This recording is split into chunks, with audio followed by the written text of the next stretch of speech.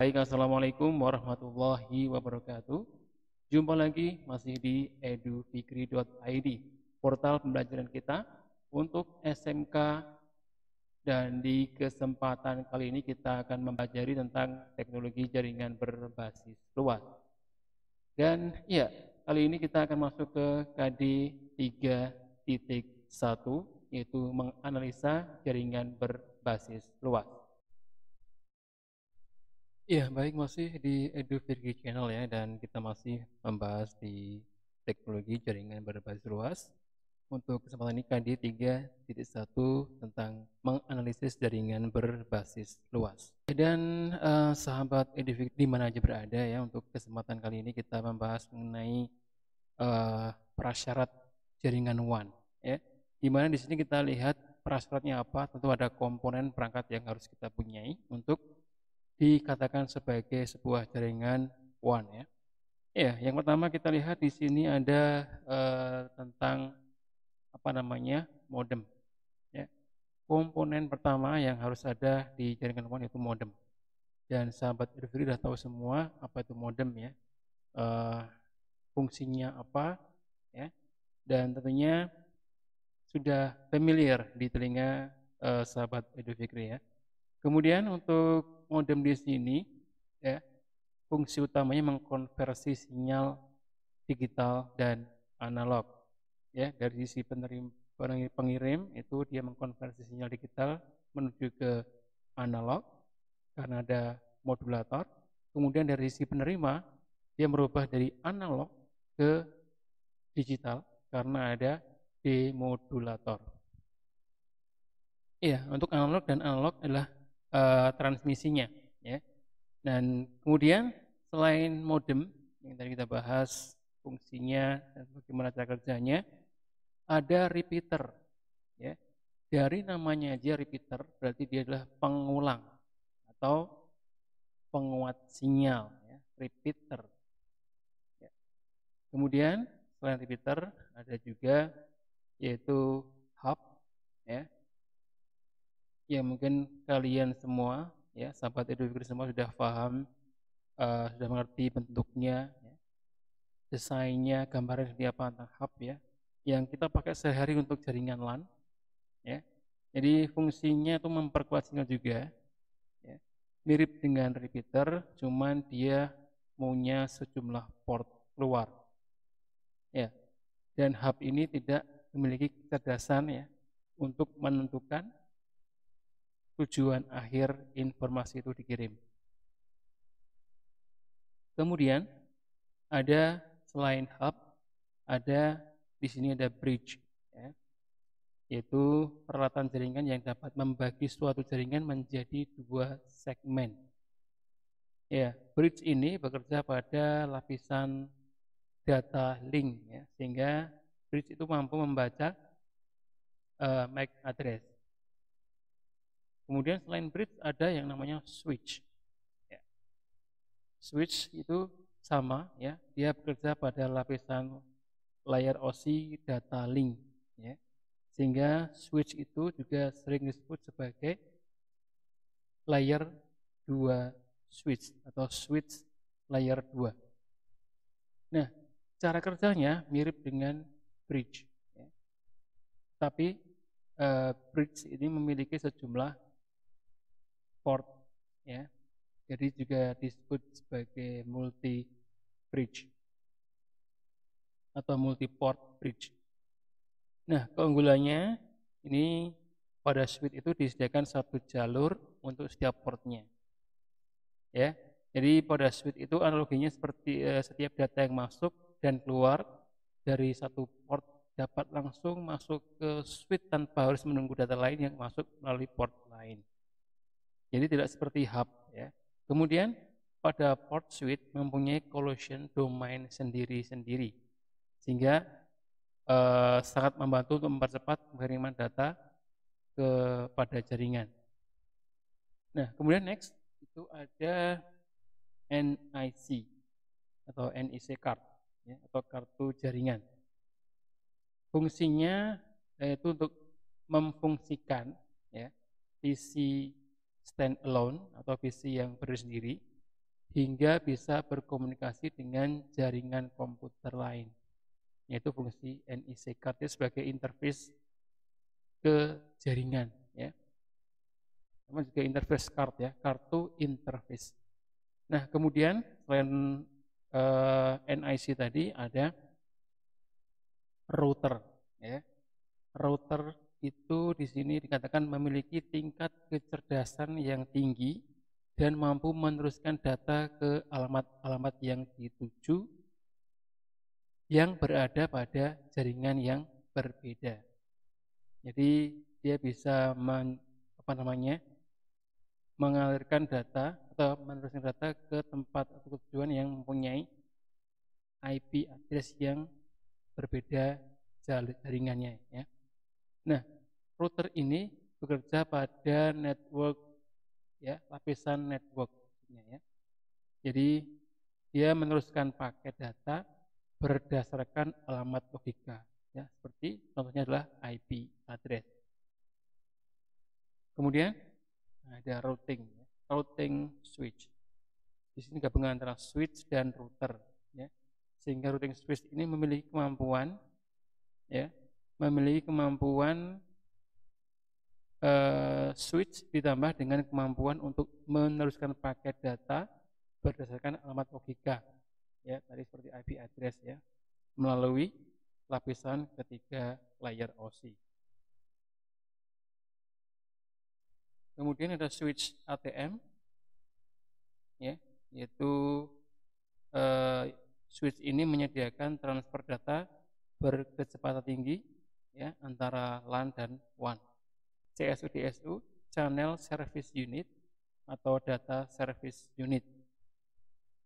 Fungsinya sama seperti modem, hanya saja dia mengirimkan data format digital melalui jaringan telepon digital. Kemudian ada multiplexer, ada communication server, ada switch X28 atau frame relay, yaitu prasyarat yang ada. Dan juga ada media transmisinya. Dan tak lupa ya, ada kabel LAN-nya. Ya, karena keduanya ini adalah selain media transmisi, ada media untuk mentransmisikan. Kalau di sini kita lihat berarti kabel media transmisinya ya, dan dia butuh sebuah kabel LAN atau kabel jaringan. Baik, masih di EduFigrid ID ya, dan kita tadi sudah hadirkan tentang prasyarat WAN ya. Nah, sekarang kita masuk ke subbab berikutnya mengenai analisis dan macam jaringan koneksi dari WAN itu sendiri. Nah, di sini kita lihat bahwa analisis kebutuhan organisasi dalam bentuk perancangan ya. Dan di sini ada bagian-bagiannya. Yang pertama CPE, kemudian ada demarcation point, ada local loop ya. Kemudian ada central office dan ada tool network. Nah, apa aja yang dimaksud dengan CPE tadi ya? CPE itu adalah sebuah titik atau sebuah lokasi di mana perangkatnya itu berada di pelanggan ya. Jadi kalau kita menyewa sebuah atau kita langganan ya, kita langganan internet ya, entah itu apa ya, ISP-nya mana ya, itu ada yang namanya bagian CPE-nya, di mana dia berada di lokasi rumah kita ya, atau ruangan kita ya, sebelum masuk ke terminal akhir atau komputer. Nah, kemudian ada demarcation point atau titik pemisah ya. Di sini titik ini di mana tanggung jawab ISP berakhir. Kemudian ada local loop tadi dikatakan ya. Local loop itu menghubungkan antara demarcation point ke switching office terdekat. Kemudian central office tadi dikatakan bahwa merupakan titik yang menghubungkan pelanggan dengan switching dari ISP. Kemudian ada toll network ya. Di sini sebuah jalur utama yang berada dalam sebuah jaringan provider WAN dan merupakan kumpulan dari perangkat switch dan fasilitas yang dimiliki oleh ISP. Nah, kemudian ada macam-macam koneksi jaringan WAN itu sendiri. Yang pertama adalah list line atau point to point, ya, atau yang disebut sinkronus serial, di mana di sini koneksi khusus atau list line, ya, yang diberikan oleh jaringan atau ISP ke pelanggan, di mana satu titik dari ISP itu khusus untuk satu pelanggan, ya, tidak diganggu, ya, tidak dibagi-bagi lagi.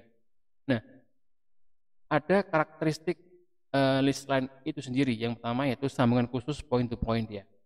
Ya, kemudian ada koneksi permanen seperti T1 atau T3. Kemudian ketersediaannya membutuhkan biaya tinggi, ya, karena satu poin untuk satu user, satu pelanggan, ya. Makanya cukup mahal juga. Ya, kemudian ada line sambungan yang biasanya disewa oleh penyedia layanan WAN. Nah, kemudian karakter berikutnya yaitu line lebih mahal dibandingkan dengan solusi WAN lainnya karena bersifat khusus dan untuk dipakai sendiri. Nah, kemudian menggunakan koneksi terpisah di mana di masing-masing menggunakan koneksi terpisah di masing-masing titik. Jadi di sini kalau mungkin diceritakan lebih detail, ya mungkin kita akan ceritakan nanti ketika kita bertemu secara offline, ya. Nah, kemudian berikutnya ada beberapa syarat atau keadaan yang menggunakan jaringan jenis list line, ya. Ada syaratnya atau keadaannya. Yang pertama, jika suatu jaringan mempunyai traffic yang sangat tinggi melalui jaringan WAN. Kemudian jika memerlukan sambungan khusus secara berkesinambungan antar tempat, ya. Kemudian jadi memerlukan sambungan khusus secara berkesinambungan antar tempat. Itu adalah kondisi yang kedua. Dan syarat yang ketiga, hanya mempunyai beberapa tempat interkoneksi saja. Jaringan circuit switch, ya. Jadi jenis asinkronus serial. Di sini katakan saat kita memakai koneksi WAN atau one circuit switch, maka akan terjadi tahapan berikut. Yang pertama adalah komputer pengirim melakukan panggilan atau dial ke sambungan sehingga terbentuk koneksi.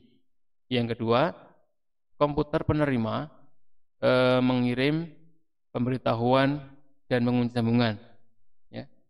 Kemudian yang ketiga, komputer pengirim mentransmisikan data melalui koneksi yang sudah terbentuk ini. Kemudian yang keempat, setelah transmisi selesai, koneksi dilepas agar user lain bisa memakai jalur yang sama dengan ini. Nah, di sini koneksi jenis ini bisa dianalogikan seperti telepon rumah, ya. Dari segi biaya lebih murah dibandingkan dengan koneksi yang pertama karena hanya membayar ketika digunakan saja, ya.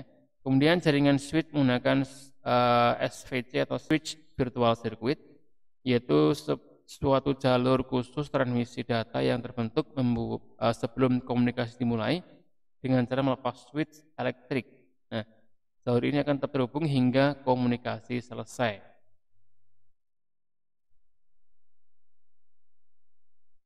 Kemudian di sini ada jaringan paket switch atau sinkronus serial. Ini yang paling familiar, ya, karena digunakan penggabungan antara biaya murah dari sirkuit switching namun bersifat seperti list line. Konsepnya di sini pembagian bandwidth, ya, di mana bandwidth yang dibagikan ke pelanggan, ya, itu dibagi, ya, biasanya 1/10, ya. Jadi artinya satu jalur digunakan oleh 10 pelanggan.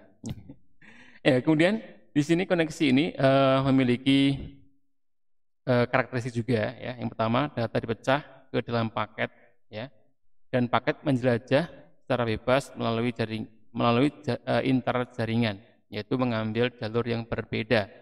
Kemudian di sisi penerima, ya, paket-paket itu dikumpulkan, ya, pada urutan yang tepat. Jadi di repacket lagi dengan urutan yang tepat. Dan kemudian piranti pengiriman dan penerimaan mengasumsikan suatu koneksi yang selalu on, ya. Jadi tidak perlu dial up. Ya, begitu colok langsung on gitu ya. Langsung nyala, langsung connect. Kemudian koneksi ini menggunakan permanen virtual circuit atau PVC. Nah, perlu diketahui bahwa jaringan dari jaringan khusus ini dan paket switch itu mempunyai sambungan koneksi yang selalu aktif, ya, selalu tersedia ke dalam jaringan, ya. Sementara jaringan switch, ya, yang circuit switch itu harus membuat jalur koneksi, ya, agar bisa terkoneksi dengan pirantinya, ya. Ya, baik. Saya kira untuk mengakhiri perjumpaan kita coba hadirkan satu kuis, ya, untuk materi yang tadi Bapak sampaikan buat kalian semuanya, ya. Dan tentunya seperti biasanya kuis dikerjakan dan dikumpulkan seperti biasanya lewat edufik.id yang sudah disiapkan, ya. Silakan diupload atau langsung dijawab di lokasi atau di tempat yang sudah disediakan di edufik.id, ya. Oke. Ya, baik, saya kira cukup untuk perjumpaan kita di kesempatan kali ini, ya, di edufikri.id, tentu masih di mata pelajaran teknologi jaringan berbasis luas pada edisi kali ini. Syukuran semoga bermanfaat buat kalian semuanya dalam mempelajari materi kita. Dan akhir kata, syukuran, wassalamualaikum warahmatullahi wabarakatuh.